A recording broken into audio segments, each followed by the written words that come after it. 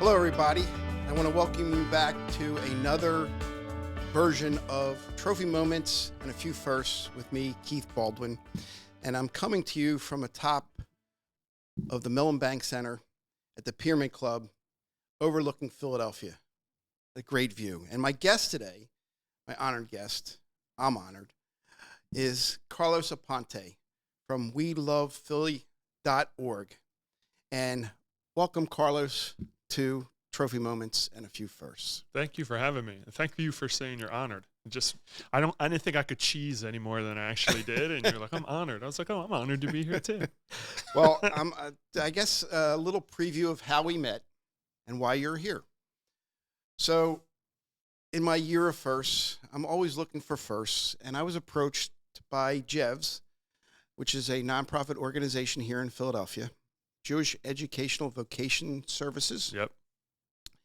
And I was fortunate enough to be asked to be in their first cohort of the Small Business Mentorship Initiative. And I've never been an official mentor before. And I don't know what contest in hell that you won, but you won me as your official mentor, and and you became a mentee to me. Yeah. And we were put together for that. Yeah. And that's how we got to know each other. Yeah. And I asked you here for a specific reason. We're going to get to talk about that a little later. But first, I want you to tell my audience, who's Carlos Aponte? Yeah. And what is WeLovePhilly.org? Yeah. Well, first, it's not hell. It's a blessing. That's why we're closer to heaven. We're 51st floor of this 52nd floor of this building. So yeah, way closer to heaven than hell. But yeah, it's been a blessing to have met you. Who is Carlos? So Carlos Aponte is a Philadelphia native, born and raised. I have my family came here from Puerto Rico on my father's side. He was the first generation, moved here with my grandmoms and all my TTs. When he was 18. And then my mom was born and raised also in Philly, lived in Kensington. And I feel like I have a lot of students, and Kensington's one of those places where you could have someone who is 100% Puerto Rican and 100% Irish meet and have kids. I have a student, shout out Andrea. She's 50% Puerto Rican and 50% Ukrainian, same, like parents met in Kensington. So yeah. Born and raised here. I have bounced around a lot throughout my childhood. Lived with my mom, lived with my grandmom, seen my dad maybe once a weekend here and there, and really had a turbulent childhood and bounced around a lot, and really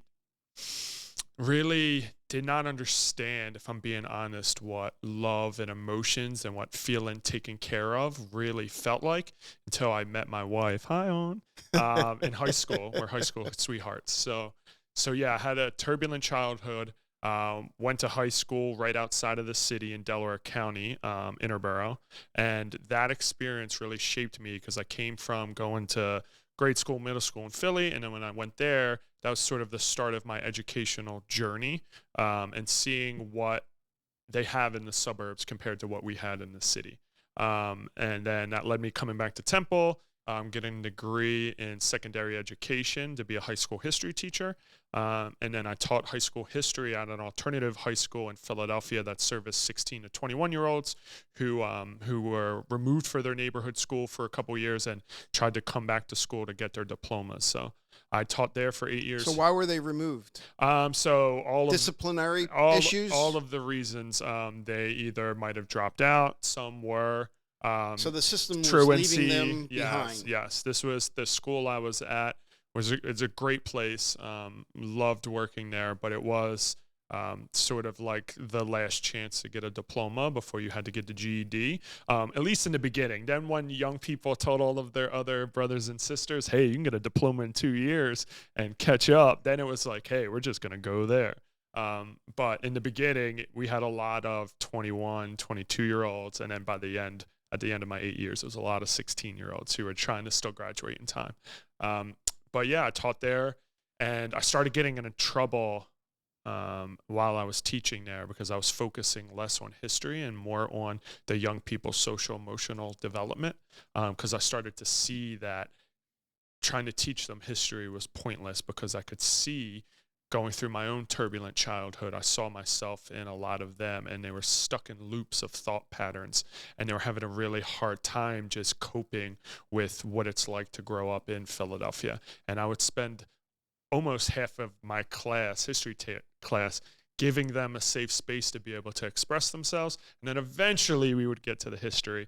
And then once I started to see that, shout out you, Chief Relationship Officer, once I saw how important it was to just build relationships and do that first and then teach content second, that is when I started to get through to the young people. We developed amazing relationships, and then We Love Philly was born out of those relationships. How long ago was We Love Philly born?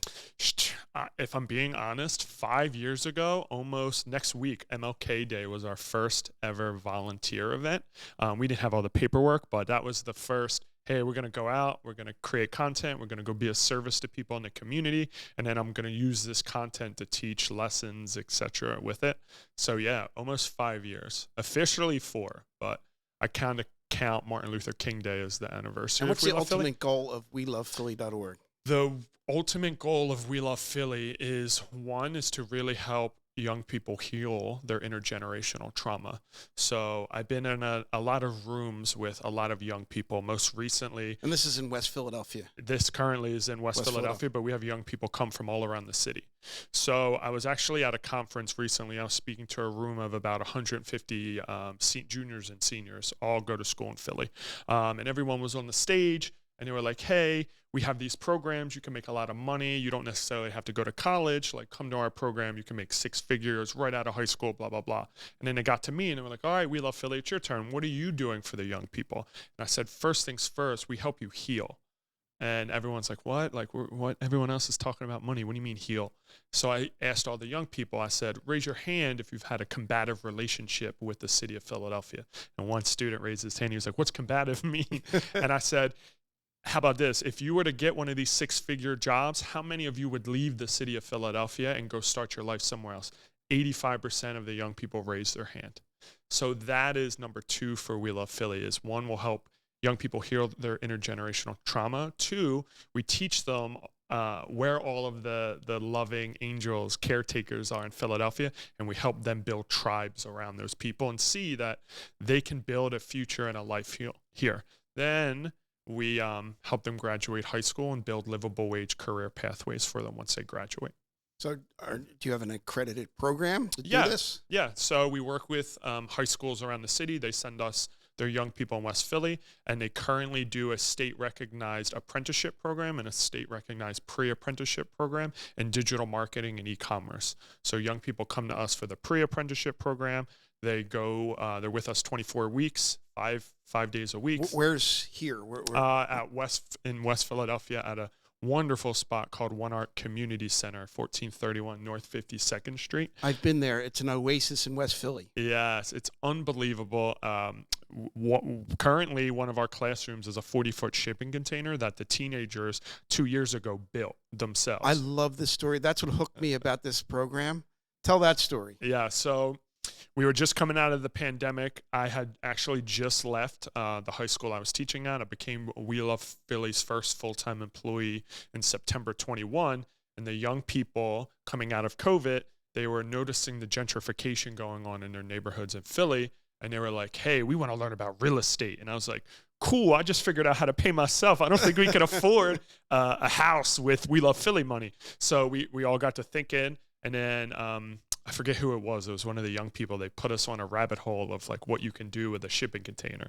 So I went on a 4-hour YouTube shipping container tiny home rabbit hole. And I was like, all right, we can do this. We can afford a shipping container. So that fall of 21, the curriculum was learning all about real estate, financial literacy, and really getting the schematics and plans in place to build this shipping container. And then we built it. And it's built a tiny home. We built a tiny home out of a 40-foot long, 8-foot wide shipping container that currently, right now, as we speak, we have 15 pre-apprentices, all getting paid $12 an hour, getting industry recognized credentials in Google digital marketing and e-commerce, and then fulfilling high school graduation requirements, and then once they graduate, to have a pathway to our full-time apprenticeship program where they can make $52,000 a year starting out in social media, in digital marketing and e-commerce with one SEO. Shout out Keith Baldwin for setting up that employer partnership. So that's pretty cool. So we went through a Shark Tank event for the SBMI, Small Business Mentorship Initiative, that you ended up winning. We ended up winning. Tell us about that. You had to come up with a business plan, and came up with so Jevs is amazing. I was really looking for that next step of my evolution. I knew that I had to stop working in the business. So up until this summer, I was teaching all the courses, doing all the things. And I was like, I really need to learn how to be an executive director. I need to start hiring people, work on the business instead of in the business. And I'm a firm believer, ask and it shall be given. And once I started looking, I came across this opportunity. Jeffrey put me onto it. Shout out Jeffrey from PD Green. We got paired up with a one-on-one mentor, which I was lucky enough to get Keith. And then through that program, we met maybe a couple times a month. We got to go over business. You taught me a lot of business acumen, how to build even better relationships, brought me around your network, and just I soaked everything up like a sponge. And then, how to make I think the business plan is 25 pages, pitched it, won $3,000. And then, now I know you, and now it's, So are you starting to put some of those aspects of the business plan together? Yes, it's really cool because currently, literally right after this conversation, we're putting a business plan together for another project that we're going to be working on. And I'm using the business plan that we worked on to use for that as sort of like a template. But for our business plan, I would say like the things that we wrote down, I'm pretty much 80% to where the projection of what that business plan was. And do you get how do you fund WeLovePhiladelphia.org? So we fund We Love Philly from a lot of government grants, a lot of local state. Who writes those grants? So we have a grant writer, Clancy Philbrick. Him and I will write the grants together. We'll meet. That's part of working on the business, not in it, because you used to do all the grants, right? I used to do all the grants. Yeah, I used to do all the things, wear all the hats. Lucky enough to meet Clancy, another relationship that just... I know a lot of business people that have been in business a long time, and they're still trying to figure that out, how to work on the business and not in it. It's that you have picked it up and you're actually working on the business as opposed to in it. Yes, is impressive to me because I know, like I said, I know a lot of people that are still struggling with that. Yeah, it's hard to let go. And it took me many, many, many years to figure that out. Yeah, it's really hard to let go, especially with young people. Yeah, like especially being a teacher and then being like with them all the time, and it's like, no, I don't want to let them go. But the ripple effect in the pond is way bigger because I'm able to cast a bigger rock. So that's definitely the way that I try to think about it. So I cut you off. No worries. So the funding? Yeah, so government grants, local grants, state grants. We do a lot of social media marketing with the young people. Our young people will create social media campaigns, raise money that way. I do a lot of crazy things to raise money. In the past 2 years, I've walked to Atlantic City in a weekend in the How middle many of miles is that? 62. But now, did you do it in 2 days? Or? Yes, in 2 days in the middle of July. It was 95 degrees the first day and 98 degrees the second day. How hard was that? That was hard. It sucked. Really? It sucked. The heat. So we left the Friday night. Well, first we threw a 12-hour event at Cherry Street Pier, like a big gala type thing, fundraiser. Then we left from there, did 15 miles, Philly to Lindenwold. The next day we did 18 miles. How long did it take you? 18 miles, how long did it take you? That took 12 hours because that was the 98-degree day. The Sunday, in the same amount of time, in the mid-80s, we did 30. So in 30 miles. We did 30 miles in 12 hours. 12 hours. But it was like 80, 82 degrees. We did the same amount of time the day before, but it was 98 and we only did 18. I asked you for a specific reason because you know that I'm always in search of first. Yeah. And I wrote down that I wanted to walk to work. Yeah. And work is 25 miles away from me. You can do it. This year I'm going to be walking to work in prep for something else that's coming up. Yeah, you can definitely do that. Okay. It's doable. It takes a little bit of time. So you walked. What other crazy things you do to raise money? This past summer, we rode bicycles from Philadelphia to Harrisburg. How long did that take you? That took 3 days, but we also almost every day volunteered and did a service project on the way with a nonprofit on the way because we were trying to raise awareness about changing graduation laws. So we did close to 158 miles on the bicycle, all said and done. So we've done that. Yeah. So give us one example of the charity that you did and what was the service thing you did for a charity? We stopped at a really cool nonprofit in Norristown, and of course, they're going to kill me because their name is escaping me. But I have that disease. So. But we stopped there. It was me, 2 of our young people, a couple of employees, and we got in there and they just had tons of art projects. And then we also made a ton of flyers for them since our young people know all of the digital marketing and how to create content. How many people are in the program? Currently? Yeah. We have 18 pre-apprentices and 2 apprentices currently right now. Okay. And it always fluctuates. We're going to bring on another 30 at the end of February. Do you have any graduates so far of your program? Yes. Well, not full graduates.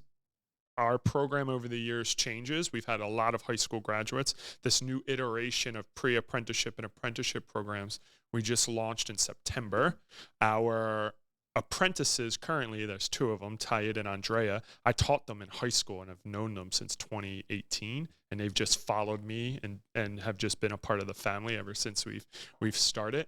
Their apprenticeship will be done in August, and they would have done the full gamut of everything, and they're at 1 SCR right now working 40 hours a week. Yeah. So your original goal is to help them with their trauma. Mm-hmm. Have you seen that journey with them? Oh, absolutely. Oh my God. They're different people. Oh, different people. And with a different, I guess, future. Yes. So it's really cool. We have a young person. Her name's Millie.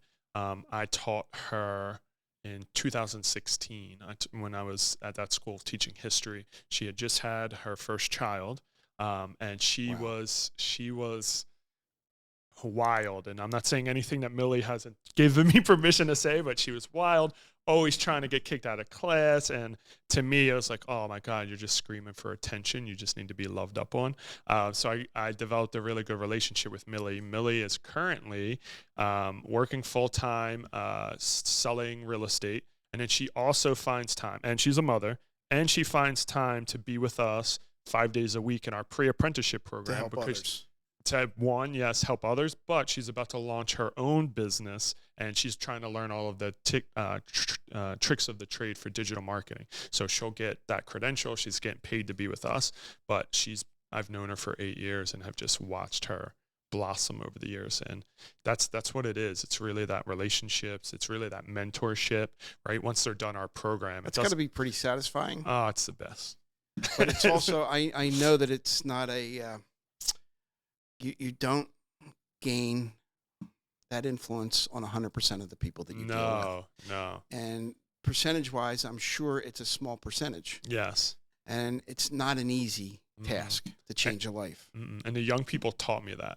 I had a really not savior mentality, but I was really like, I need to help everyone and let's give them a chance. And like, I've had young people pull me aside and go, hey, mister, you can't save everybody. Like, they're not it. This isn't it. Like, they need to go because they're messing up what we're doing here. And it's just like, you can't save somebody. And I learned this. Yeah. You learned it a lot younger than I did.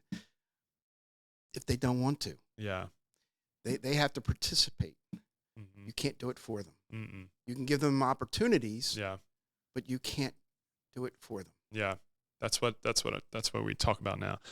I'll forgive you, and I'm here when you're ready, and I can see the change, and you're like, hey, I've realized this, and I've made this change. Can I have that chance? And I'm here. I'll be your biggest champion. But if there is no self-realization on the end of you, then I agree with you. Yeah. So you're going to spend your time with the people that have a chance. Yeah. Yeah. And that want it. Yeah. And that really are starting to learn that their actions can give people energy or take it away. We talk about that a lot. Yep. You're around and you're in a community of people who are consistently pouring into other people. If you're not pouring back into them, our motto is give love, get love.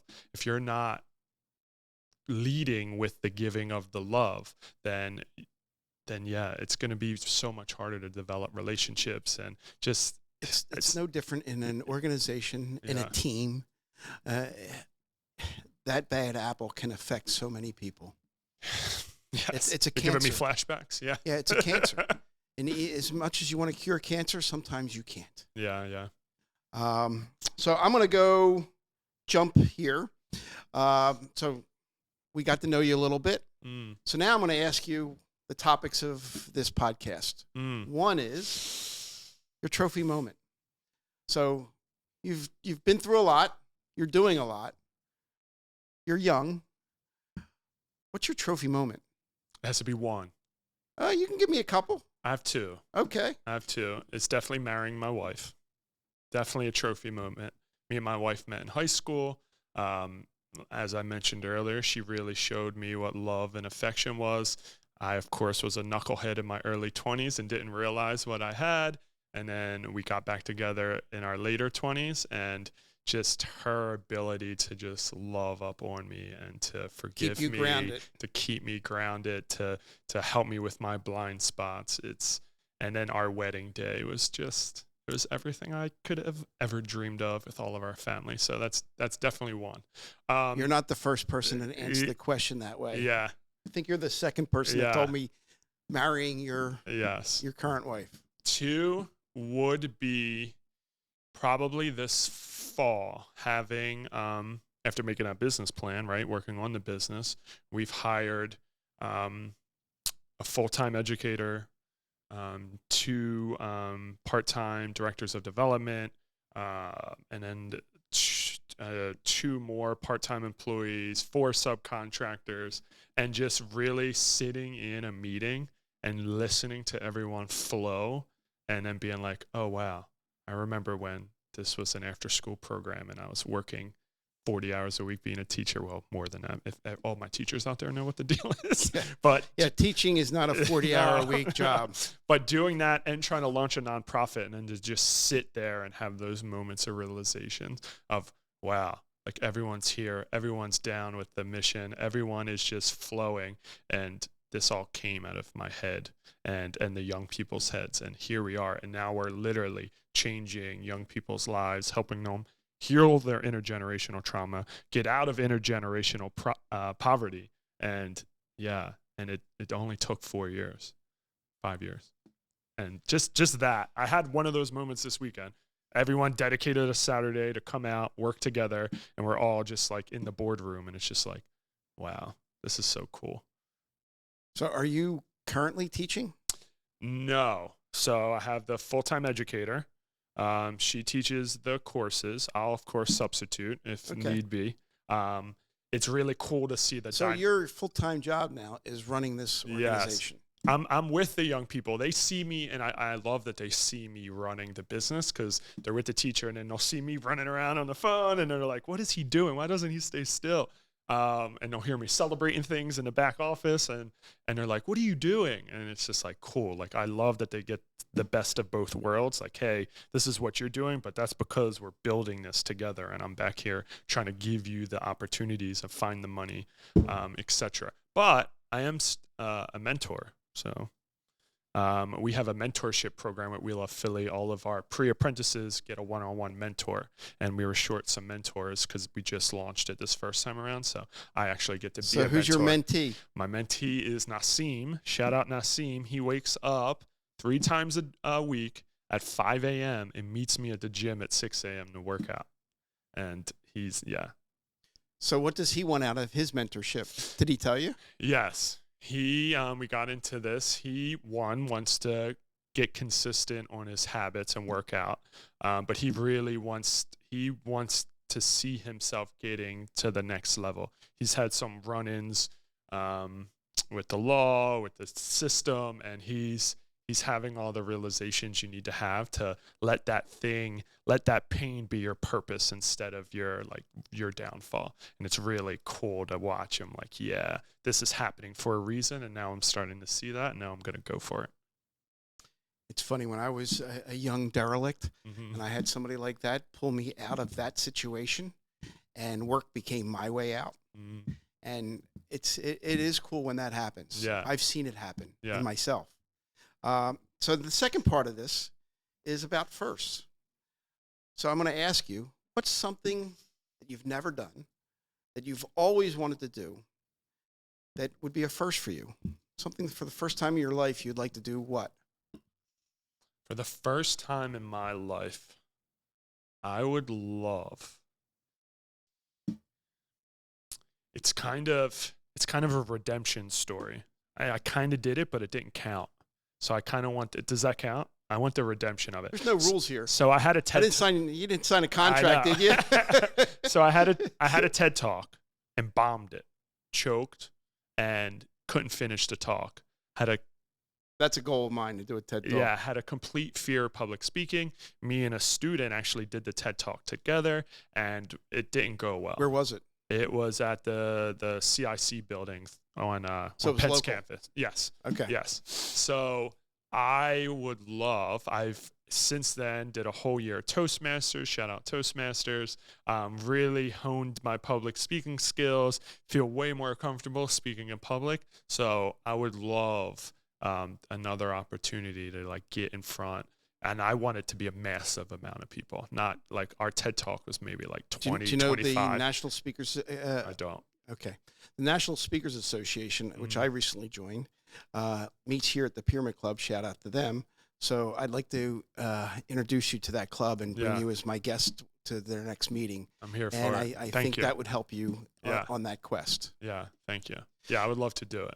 So you talked about doing some crazy things on the summer, and so we started talking, and one of the interviews that I had, somebody climbed Mount Kilimanjaro, and they raised a lot of money for a charity. And it got me thinking. And I would like to, if it's okay with you, to commit to my audience, you know that I'm into firsts, to climb Mount Kilimanjaro for WeLovePhiladelphia.org, and to raise money and ask my audience to come climb the mountain with us. Yes. Would that be something that be pretty cool? Absolutely, but I have to do it with you. I didn't ask that. I didn't expect that. No, absolutely. There's nothing more that I would love to do than to spend however many days it takes climbing. I've been doing a lot of research recently, reading books on it, watching videos, interviewing people that have done it to get an idea of what it's going to take. It's an 8-day climb, and I don't have it committed yet because I have to get clearance from my cardiologist, who I did see. He didn't say no. I got a battery of tests in March, and once I clear that, I'm looking at, you need to raise money. You've got a mountain to climb. I have a big mountain to climb. So tell me about that mountain. So we're at one. But this is where the idea came from. Yeah. You told me that you had a goal. Yes. When we were talking, and when I was out at One Art in West Philadelphia, and you pointed to the real estate next door, and it was a burned down church, and you'd say, "I'd love to have that for my dream of WeLovePhilly.org as a haven, an oasis for these kids." And what happened?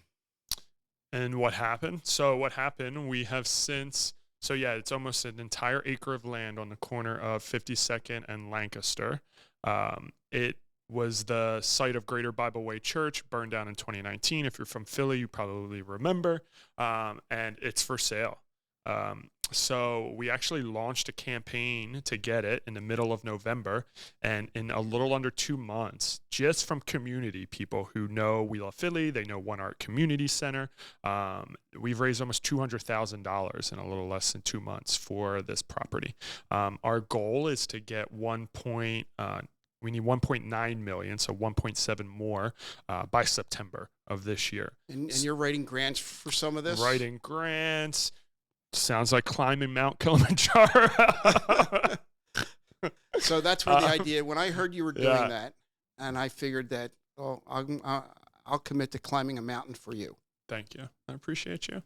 So if we do this, I asked you before for if I want to fundraise for you, how do I drive people to contribute? Yes. How do people climb the mountain with us? Yes. And you told me. I told you that our fundraising page is givebutter.com/oneart/WeLovePhilly. So I wrote it down. Yes. When he told it to me. Yes. So it's givebutter.com/oneart. That's the one spelled out. ONEART/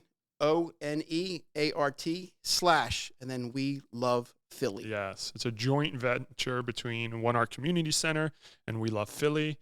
Like I said, if you've been to One Art Community Center, it's an amazing space. They've been in the community providing programming since 2001, and we're ready to So that would expand. be a hell of a first for both of us. It would be unbelievable. It is going to be unbelievable when it all goes down. If you told me this when I was just teaching and I had an after-school program, that in 5 years you're going to be climbing a mountain. And then if you would have told me at 66 years old that I'd be climbing Mount Kilimanjaro as an older person who is slightly out of shape, I've started to do what I need to do. Yeah. Start to get into shape to train for this.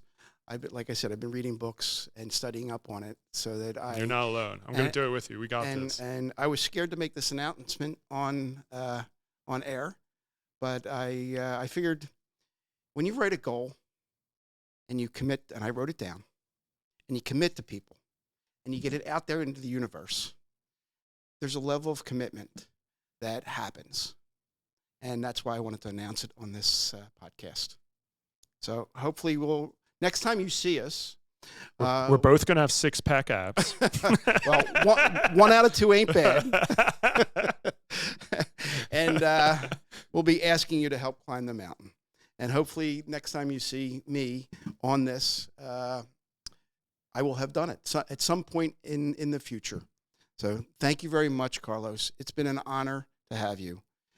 And I appreciate you. Thank you. I appreciate you. And that's a sign off. Thank you, everybody, for joining us. Till next time, it's Keith Baldwin, Trophy Moments, and a few firsts.